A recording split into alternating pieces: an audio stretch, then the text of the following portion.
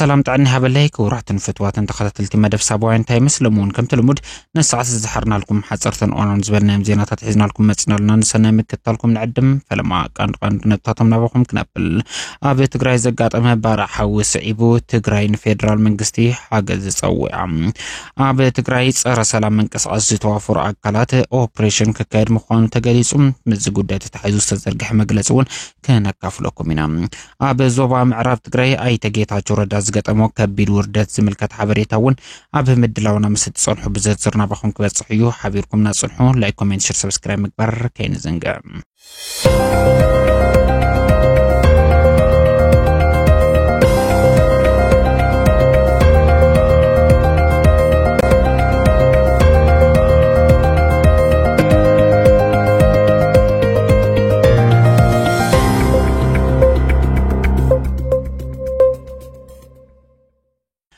اب زوبا مبرات تግራይ ወረዳ አጽቢ ጣቢያ ቃላሚን ቆሸተ ኃይል ቡልሃ ዝርከብ መንግስታው ደኔዲስ አካበ ክልል አፋር ፉሊ ቦቱ ገረበ ወሐለ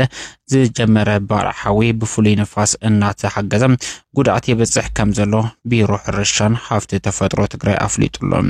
ህዝብ ተኸባቢ ነተ ሓደጋ ባርዕ ንምክልኻል ባህላው ብዝኾነ መንገዲ ሰፊሕ ምርብራብ ይገብር ዋላኳ እንተሃሎ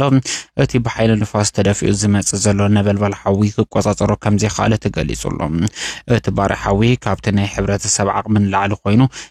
ይናፈስ በምህላው ፌደራል መንግስቲ አድላይ ድጋፍ ክገብር ከም ዝግባውን ተገሊጹሎ ቢሮ ሕርሻን ሀፍት ተፈጥሮ ትግራይ አብዝ ጉዳይ አመልክቶ ናብ ፌደራል መንግስቲ አብ ዝጽሐፉ ደብዳቤ ቁልጡፍ ሓገዝ ክግበር ከም ዝግባ እቲ ባርሐዊ ካብ ገዛ ናብ ገዛ እንዳተስፋሕፈሐ ከይድ በምህላው ሃደጉ አዝዩ ከቢድ በመኾኑ መንግስቲ አድላይ ድጋፍ ገብር ጻውዒት ቀሪቡሎ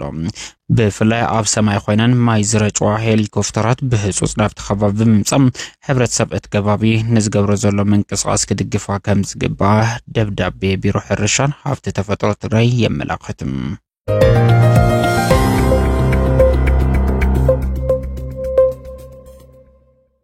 ነበር ፕሬዝዳንት ግዚያው መምሕዳር ትግራይን አማኻሪ ቀዳማይ ሚኒስተር አብ ጉዳይ ምብራቅ አፍሪካ ዝኾነ አይተ ጌታቸው ረዳ አብ ዞባ ምዕራብ ትግራይ በመምራህ ምስ ነበርተ እቲ ከባቢ አብ ዝገበሮ ጻንሒት ተወለድቲ ትግራይ ፈጽሞም ናብ ዝኸባቢ ከመጹ አይንደልን አይኖም ከንሪኦም አይንደልን ዝብል ምላሽ ከም ዝተወሃቦ ተገሊጹ በ1968 ዓመተ ምህረት የተቀረጸ አጀንዳ ነው ያውቃሉ አቶ ጌታቸው በደንብ አርገው ያውቋቸዋል የወያኔ አመራር ስለነበሩ ስለዚህ መተው ስራውን ሰርተውታል ፈጽመውታል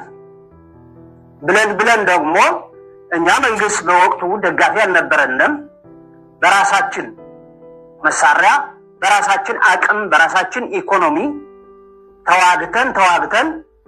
ደርግ ከወደቀ በኋላ እስከ 2 ዓመት ተዋግተናል ራሱ መንግስት ነኝ ባይ ህወሓት ያወጣውን ህግ ብንጠይቅ የደረሰን መከራና ችግር እናንተም ታውቁታላችሁ ከሁመራ 50 ልዩ ኃይል ከመቀሌ 50 ልዩ ኃይል 100 ልዩ ኃይል ሂደው ነው ለነ ኮሎኔል የተዋጓቸው ያውቃሉ እርሱ የፌደራል ተብሎ ግን ተዋሽቷል ለምንድነው ጥያቄያችን እንዲዳፈን ነው እና በህገ መንግስት ጠይቀናል ብለውታል ወንድሞቼ በህገ መንግስት ብንጠይቅ ሌላ ስም ተሰጠን እስኪ ሌላው ይቅር የማይካድራ ህዝብ ምን አረገ ምን ወሰደ ምን አለ ምን አጠፋ እንዴ ይሄ አይበቃም ይሄ እኮ ይበቃል ጊዜ ካገኙ ተከዚያ ፋፊዩት አራት ጉድጓድ ተቀፍሮ 4 በ4 ስፋቱ ጥልቀቱ በግሪደር 8 ሜትር ተቆፍሮ እየተገደልን እዛ እንድንከተት በማይካድራ ተፈጽሟል ግን አካራት አንድ እንጂ አልደረሱትም መከላከያ ያራወጠ ሲያመጣቸው ግን ትተውን ሂደዋል የሞቱ ሞተዋል የቀረን ቀርተናል ምንም መሳሪያ በለለን ምንም ኃይል በለለን ይሄ ግፍ የደረሰብን ሰዎች አሁን ተፈናቃይ ይግባ የሚባለው በምን መስፈርት ነው የሚገባ የተፈጨፉን ሰዎች ሊገቡ አይናቸው ልናይ እንዴ መንግስት እኮ አለ እኛ መንግስት ነፃ አውጥቶናል 4 ዓመት ሆይ ብለናል በልጆቻችን በወንድሞቻችን እየተሰራደርን ነው ህጉ ተቀብለናል ስርዓቱ ተቀብለናል እያመሰግን መንግስታችን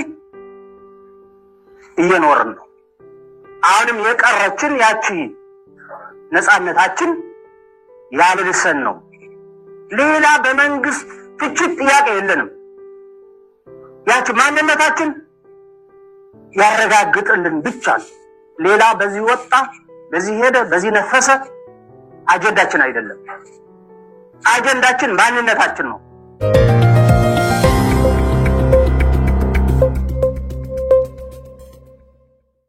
ዋና አዛዚ ግንባር ደቡብ ዝኸነ ጀነራል ጆን መዲድ አብ ትግራይ ኦፕሬሽን ክግበር ምዃኑ አመላኺቱ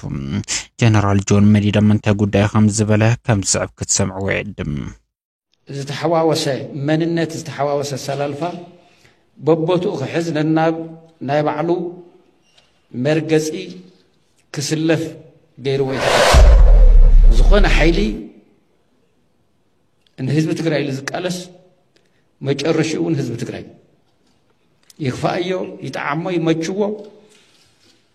በህዝብ ትግራይ ኮይኑ ዝቃለስ ህዝብ ትግራይ ዝፈጠሮ ናይ ህልውኑ ዓቅሚ ኣብ ቅድሚ ተሰሊፉ ብልሕና ይተቃልስ ኸውን ኢሉ ዝሃነጽ ኃይሊ ንምድኻም ነንዋዕሉ ክባላ ሓድነቱ ክፈርስ ዓቕሙ ተቕላላ ክደክም كسلا قبولنت كسئن لعل صلاتي صريح سرعه حق نخبر خلله حق سرعه كخبر خلله تግራይስ አመኸተ ዘለይ ህዝብ ትግራይ በሐደጋ ዘለይ አብና ህልውና ቃልስ ዘለይ ህዝብ ትግራይ ጠቅላላ ናይ ቀጻሊ ዕድሉ ሙዕሪን ምግባር ከቢድ ዋጋ ዝኸፍል ዘለ ህዝቢ ዝኸቢድ ዋጋ ዚና ኸፈለ ማንም እናመፀ ዝጻወተሉ ዘጨማልቀው ድላይ ዝገብሩ ኃይሊ ክፍቀድ ይውል ትግራይ ናይ ኩላትና ናይ ማንም አይኮነትን ናይ ኩላትና ያይሉ ግን ዝኾነ ኃይሊ ሒዝልና ክመጽ ዝደለ ኃይሊ ኸ አይንቅበልን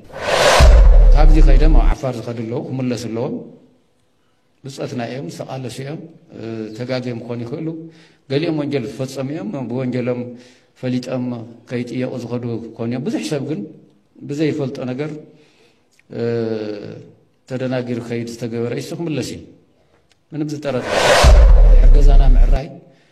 ገዛና ምጽራይ ማለት ከሐዘ ተሰደው በዚህ ሰርፍ ተሐዮ ማለት ይኮን ማለት ከሰር ዝግባው ሰረሎ ክሰስ ዝግባው ክሰስ ከለሎ بحق خطيئة قبوا بحق خطيئة قلوا كازي وصاقن زي اللكا زي الرأي اللكا زي حاسب كازي تزاريب كازي تمثلكم زي ترطر بزبل زغنة قبل علي زي قانا زغنة يكون نقر قبر أي قبال كوميتي وانانت حق سرعة نايم خبار تاو خناتات ناي هزبنا وحس خو نايم قبار لو يزلو